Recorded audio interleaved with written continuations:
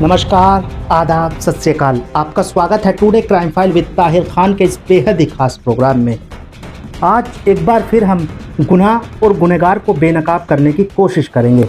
जब होता है अपराध तो शातिर अपराधी छोड़ता है सबूत। इन्हीं सबूतों के बिना पर होती है अपराधी की तलाश। जब अपराधी का चेहरा जुर्म से होता है बेपर्दा तो छिप नहीं पाती अपराध की कड़ियाँ। इन्हीं जुड़ती कड़ियों के बिना पर मिलती है सजा।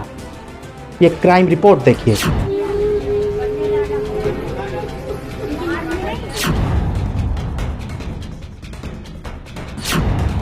उत्तर प्रदेश से एक ऐसी दिल दहला देने वाली घटना आई है जिसने रिश्ते को मार दिया है, कलंकित कर दिया है। यह बेहद चौंकाने वाली घटना उत्तर प्रदेश से है, जहां पर एक नाबालिग छात्र ने अपनी ही मां का बेरहमी से कत्ल कर दिया, मौत के घाट उतार दिया। मर्डर करने के बाद लाश को दीवान बेड में भर दिया। कातिल बेटे ने अब पूरी कहानी बता दी है।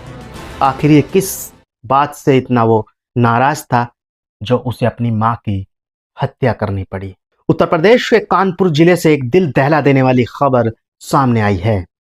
तेज आवाज में गाना बजा रहे नाबालिग बेटे को टोकना मां के लिए मौत का सबब बन गया। मां ने आवाज धीमी करने को कहा तो गुस्साए 12वीं के छात्र ने पहले मां से बदजुबानी की। फिर जब मां ने उसे 2 थप्पड़ मारे तो नाराज छात्र ने मां का उसी के दुपट्टे से गला घोंट दिया। छोटा भाई जब स्कूल से लौटा तो उसकी नजर अध खुले दीवान में पड़ी मां पर पड़ी। पड़ोसियों की मदद से उसने मां को अस्पताल पहुंचाया, जहां डॉक्टरों ने उसे मृत घोषित कर दिया। पुलिस ने आरोपी छात्र को पकड़ लिया है। वारदात मंगलवार दोपहर को रावतपुर थाना क्षेत्र में हुई है। 35 वर्षीय महिला लंबे समय से मार्केटिंग का काम करने वाले एक युवक के साथ लिव इन में रह रही थी।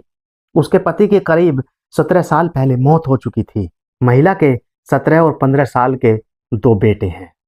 बड़ा बेटा इलाके के कॉलेज में इंटरमीडिएट और छोटा 9वीं का छात्र है। छोटे बेटे के मुताबिक साथ में रहने वाला युवक काम के सिलसिले में अक्सर बाहर ही रहता है। मंगलवार को वह बरेली में था। छोटे बेटे ने बताया कि मंगलवार की सुबह वह स्कूल गया था, जबकि बड़ा भाई और मां घर पर थे। शाम करीब 4 बजे वह कॉलेज से लौटा तो मां को कई बार आवाज दी, लेकिन वह नहीं दिखाई दी। मां को ढूंढता हुआ कमरे में पहुंचा तो सामने रखे दीवान में उनका दुपट्टा बाहर लटक रहा था। दीवान बेड भी आधा खुला हुआ था। उसे खोला तो मां को लंबी सांसें भरते देखा। उसकी चीख निकल गई। चीख सुनकर आसपास के लोग आए और महिला को अस्पताल ले गए, जहां उनकी मौत हो गई।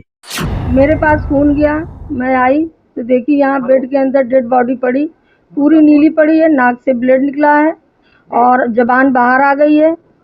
और देखा गया तो फिर हम घबरा गए, देख के रोने चिल्लाने लगे। पुलिस वाले हमको हटा दिए, बोले आप हटिए। फिर पुलिस वाले और भाई हमारा मिलकर डेड बॉडी निकाला है। निकाल के एजेंसी पूछताछ में बड़े बेटे ने बताया कि वह दोपहर में किचन में बर्तन साफ करते समय स्पीकर पर तेज आवाज में गाने सुन रहा था। तबीयत ठीक न होने से मां दूसरे कमरे में आराम कर रही थी। उन्होंने पीछे से आकर कुछ कहा, लेकिन गाने की आवाज तेज होने से वह सुन नहीं पाया। इस पर मां ने गुस्से में स्पीकर पटक कर तोड़ दिया। मां के 2 थप्पड़ मारने पर वह आपे से बाहर हो गया और मां को धक्का देकर गिरा दिया। उनकी नाक से खून निकलने पर उसे लगा कि अब मां मारेगी तो उन्हीं के दुपट्टे से गला कस दिया, फिर दीवान में बंद कर दिया। हत्या आरोपी बेटे से पूछताछ की जा रही है। स्पीकर को लेकर हत्या की बात सामने आई है। ये आज दिनांक 24 जून 2025 को यहाँ थाना रावतपुर पर डायल 112 के माध्यम से एक सूचना प्राप्त हुई कि एक महिला की बॉडी उसमें दीवान में छुपा कर रखी गई है। महिला के छोटे बेटे के द्वारा बताया गया कि उसकी हत्या गला दबाकर बड़े बेटे के द्वारा की गई है। फिलहाल बड़े बेटे को हिरासत में लेकर उससे पूछताछ की जा रही है।